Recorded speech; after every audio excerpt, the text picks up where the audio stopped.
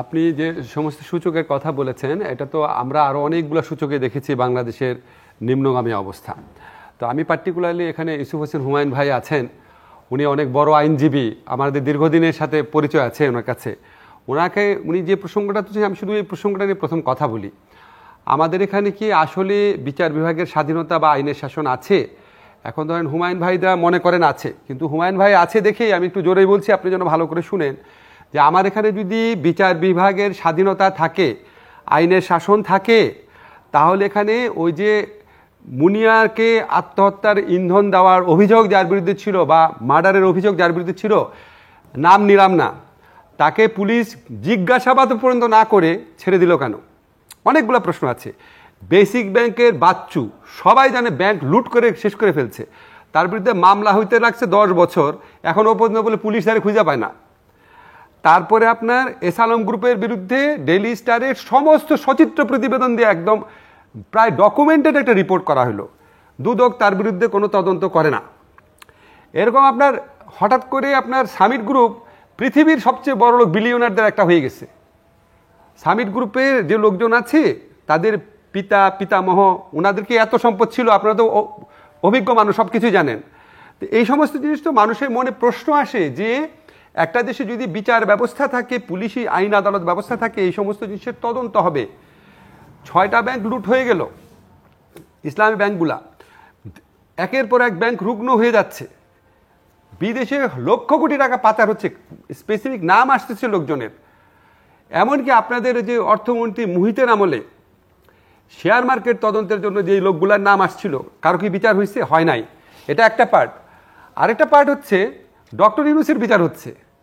Doctor ইউনূসের বিচার মানে এখানে এস আলম বা আনভির বা আপনার সামিট গ্রুপ বা আপনার বেসিক ব্যাংকের বাচ্চু, এরা সরকারের চোখে এদেরকে ধরা খুব গুরুত্বপূর্ণ নয়, ডক্টর ইউনূসকে ধরা গুরুত্বপূর্ণ।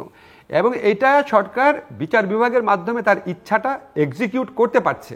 কাজেই আপনি বলতে পারেন সাধারণ অপরাধের ক্ষেত্রে বিচার বিভাগ স্বাধীনভাবে কাজ করতে পারছে, কিন্তু যেটা সরকারের জন্য রাজনৈতিকভাবে স্পর্শকাতর বা ইম্পর্টেন্ট, সেখানে সরকার কোনোভাবেই বিচার বিভাগকে স্বাধীনভাবে কাজ করতে দিচ্ছে না। আমি সেই এসকে সিনহার ঐতিহাসিক উদাহরণ বাদ দিলাম, বর্তমান উদাহরণগুলো শুধু বললাম। কাজে হুমায়ুন ভাই, আপনারা যখন বলেন বাংলাদেশের বিচার বিভাগ স্বাধীনভাবে কাজ করছে, রুল অফ ল আছে, আর ডক্টর ইউনূসের মামলা নিয়ে আপনি তো অনেক অভিজ্ঞ লোক, সব কিছু জানেন, এগুলি তো বলে লাভ নাই। এগুলি বলেন, ধরেন মানুষজন শুনে, মানুষ মনে মনে আরও মানে ক্ষুব্ধ হয় আসলে।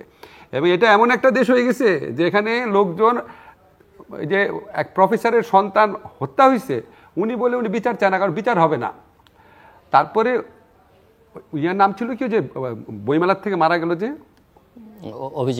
অভিজিৎ, তার স্ত্রী আমেরিকার থেকে যা বলছে, আমি বিচার চাই না, এখানে বিচার কী হবে জানি।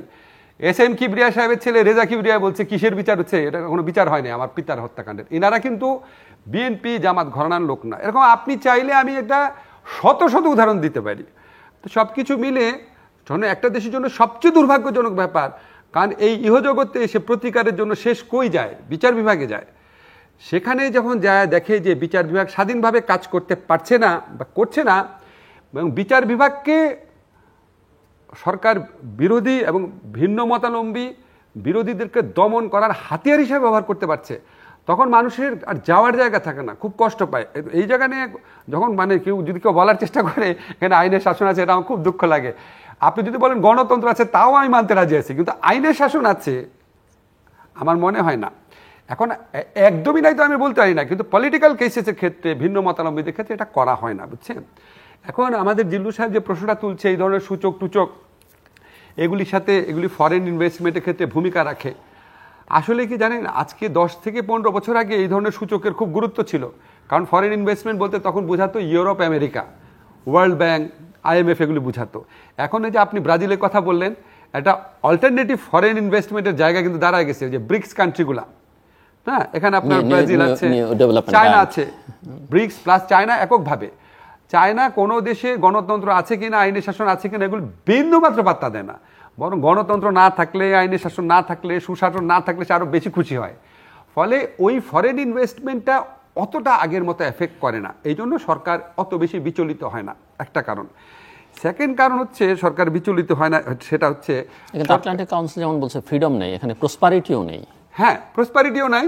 আমি বললাম প্রসপারিটি নাই, ফ্রিডম নাই, প্রকৃত প্রসপারিটি নাই। আমরা যেটা বলি যে কিছু লোক অকথ্য রকম বড় লোক হয়েছে, হুমায়ুন ভাই তো আর অকথ্য রকম বড় লোক হয় নাই, উনারা সৎ থাকলেও সৎ থাকছে। উনারা যে সমস্ত প্রায় ফকির টাইপের লোকজন দেখেছে, উনার চোখে দেখা ফকির লোকও শত শত কোটি টাকার মালিক হয়েছে। আমার দেখা ফকির টাইপের লোক আমার দেখা ফকির, আমি ইউনিভার্সিটি লাইফে যেগুলি ফকির টাইপের ছেলে পেলে দেখছি, সেগুলি দলীয় রাজনীতি করে ফকির, সরি ফকির টাইপের ইউজ করছি ইমোশনালি, মানে আমার চেয়ে অনেক হত দরিদ্র, তারা এখন শত শত কোটি টাকার মালিক, বুঝছেন? শত শত কোটি কমায় বললাম, হয়তো আরো বেশি হতে পারে। আমার এর মধ্যে আবার আমার ছাত্রও আছে কিছু, ফলে আমি তো খুব কাছের থেকে চিনি এগুলি। সো এখানে হয়েছে কি, সরকার কিন্তু প্রসপারিটি বলতে এটা বুঝে যে আমার লোকগুলার প্রসপারিটি হয়েছে। সামিট গ্রুপ পৃথিবীর সবচেয়ে বড় লোকদের একজন হয়েছে, ওনারা বলতে প্রসপারিটি বলতে এটা বুঝায়। কিন্তু সার্বিকভাবে আপনার আয়ের সমতা হয় নাই, মানুষের ক্রয় ক্ষমতা ওই মাত্রায় বাড়ে নাই যেটা বাড়া উচিত ছিল। কিছুই বাড়ে নাই বলবো না, ওই মাত্রায় বাড়ে নাই। এখন কথা হচ্ছে কি, সরকার না এগুলোর কেয়ার করে না, যে কারণে এই সমস্ত সূচক হইলে ফরেন ইনভেস্টমেন্ট যদি কমেও সরকার কেয়ার করে না। কেন কেয়ার করে না? কারণ সে জানে যে যত লোকই বিক্ষুব্ধ হোক, এই বিক্ষুব্ধ লোককে সংগঠিত করে তার বিরুদ্ধে দাঁড় করানো বা তার বিরুদ্ধে চ্যালেঞ্জ জানানোর মতো পরিস্থিতি দেশে আর নাই। 15 বছরে সরকার, 17-18 বছরে সরকার বিভিন্ন রাষ্ট্রীয় প্রতিষ্ঠান, বাহিনী, এগুলির মাধ্যমে এমন একটা একচ্ছত্র নিয়ন্ত্রণ স্থাপন করেছে, জনগণ যতই বিক্ষুব্ধ হোক কিচ্ছু আসে যায় না। এখন আপনার পৃথিবীতে যেমন বার্মা, উত্তর কোরিয়া, তারপর বিভিন্ন দেশে জনগণ, সিরিয়া, জনগণ প্রচণ্ড ক্ষুব্ধ আছে না, সরকার কেয়ার করে না। এখন আমরা এত খারাপ হই নাই, কিন্তু কিছুটা ওইদিকে চলে গেছে। আর হুমায়ুন ভাই যেটা বলছে যে হ্যাঁ, আমরা অনেকে আশঙ্কা করছিলাম বাংলাদেশে শ্রীলঙ্কার মতো অবস্থা হবে টবে নাকি। হ্যাঁ ঠিক আছে, আপনি বলতে পারেন সরকারের ওখানে কিছু সাফল্য থাকতে পারে, অন্যান্য সাফল্যের অন্যান্য ফ্যাক্টরও থাকতে পারে।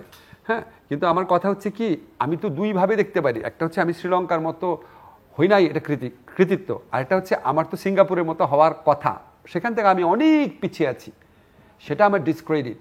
আমাকে যেই পরিমাণ আমার রেমিটেন্স আসে, আমার গার্মেন্টস শ্রমিকরা যেরকম কাজ করে, আমাদের দেশে ইয়াংদের মধ্যে যে এন্টারপ্রেনারশিপ আছে, যে কর্মস্পৃহা আছে, আমরা আপনার 90-এ যেই একটা জাতীয় ঐক্যের ভিত্তিভূমিতে দাঁড়িয়েছিলাম, সবকিছু মিলিয়ে সিঙ্গাপুর না হয় কাছাকাছি যাওয়ার কথা ছিল, ওইটা তো হইতে পারি নাই। সেটাই আমার বক্তব্য। আপনি অনেক কথা বলেছেন, আমি এই ছোটখাটো উত্তর দেব। সেটা হচ্ছে যে একটা জিনিস আমাদের, যেটা প্রথমেই বলেছি আমি, আমাদের অ্যাপ্রিসিয়েট করতে হবে সত্যকে সত্য, মিথ্যাকে মিথ্যা বলা, এইটা মানসিকতা থাকতে হবে। এখানে আপনি 15 বছরের কথা বলেছেন যে এই সরকারের মেয়াদ, আপনি তার আগেরটা চিন্তা করে দেখেন, তত্ত্বাবধায়ক সরকার যে সরকারই হোক না কেন, সেই সময় অর্থনৈতিক মন্দা, যে অর্থনৈতিক অবস্থা দেশের, তারপরে এই যে দুর্নীতির কথা বললেন, মানি ল্যান্ডারিং, এটা সেটা তো আমরা করি সবসময় মামলা, কিন্তু কথা হচ্ছে যে আজ পর্যন্ত এগুলি বলা হয় যে এটা লক্ষ লক্ষ কোটি কোটি টাকার পাচার হয়ে গেছে, কিন্তু স্পেসিফিক বলতে পারে যে একটা ব্যক্তি সম্বন্ধে তিনি, আমার কাছে প্রমাণ আছে যে সে এত শত হাজার কোটি টাকা। হুমায়ুন ভাই, প্রমাণ কি জনগণ দিবে নাকি সরকার খুঁজে বের করবে? প্রমাণ আমি সরকারকে দিব কেন? সরকার কেন খুঁজে বের করে না? এবং অভিযোগটা আনেন না না, কিন্তু এখানে সরকারের লোকজনও বলেছেন, কোন কোন মন্ত্রীও বলেছেন টাকা বাইরে চলে যাচ্ছে। জি, সেটা আমি যে অভিযোগটা আনলাম, সে অভিযোগটা প্রমাণের ভার কিন্তু তদন্ত যখন হবে সরকারের তদন্ত সংস্থার থেকে, সেখানে অ্যান্টি করাপশনের এসএসসি বলেন যে যে সংস্থাই করুক, পিআইবি করুক, কিন্তু সেখানে আমাকে পরিষ্কার বোঝাতে হবে, তথ্য দিতে হবে যে এই তথ্যের উপরে আমি বিশেষ করে এটা বলেছি, বা এই তথ্যের উপরে বিশেষ করে এই নির্দিষ্ট হয়েছে। কাজে এইটা মানে আপনার কি মনে হয় যে এস আলমের উপরে ডেইলি স্টার যে রিপোর্ট হয়েছে, এরপরে দুদকের ঝাঁপায় পড়া উচিত ছিল না তদন্ত করার জন্য এস আলমের বিরুদ্ধে? আপনার এটা মনে হচ্ছে না যথেষ্ট তথ্য ছিল না? তারপরে যে আমরা ডকুমেন্টেড তথ্য পাই, সামিট গ্রুপ পৃথিবীর বিলিয়নিয়ারদের মধ্যে একটা হয়েছে, এটা কিভাবে হয়েছে, এটাকে আরো অতিরিক্ত তথ্য দরকার। আপনার কি মনে হয় একটা দেশে স্বাধীন দুদক থাকলে এই ব্যাপারগুলো নিয়ে ডিল করতো না? আপনার কি মনে আছে ভিয়েতনাম একজন ধনকুবেরের মৃত্যুদণ্ডের আদেশ হয়েছে? সেটা প্রসঙ্গে বাদ দিয়ে, যেমন ধরেন পুলিশের সাবেক প্রধান বেনজির আহমেদকে নিয়ে একটি পত্রিকা রিপোর্ট করলো যে তার কি পরিমাণ, তার কোথায় কোথায় সম্পদ আছে, মানে কি এটা আছে। দুদকের জন্য যথেষ্ট না? কিন্তু দুদক বা তারা তো স্বতঃপ্রণোদিত হয়ে ইনভেস্টিগেট করার কথা, যে আসলে যে এই খবরগুলো বেরিয়েছে পত্রপত্রিকায়, তাহলে এখানে কি হচ্ছে সেটা দেখা দরকার। সেটা কি দরকার না? মানে দুদকের এখতিয়ার নেই সেটা? আপনি শুধু বেনজিরের কথাই ধরেন। সঠিক বলেছে, এটা প্রত্যেকে কেবল বেরিয়েছে। এটা ইভেন কোন কোন ক্ষেত্রে আপনি তো আইনজীবী, আদালত, উচ্চ আদালত সুও মোটো একটা ইস্যু করতে পারে। এটা আইনতে পড়ি আমি, দেরি হয় কেন? জি জি। সাধারণ যে আইন, পেনাল কোড যেটা বলে, দণ্ডবিধির মধ্যে একজন গিয়ে জিডি এন্ট্রি মানে একটা অভিযোগ দিলে মামলা নয়, এটা জিডি।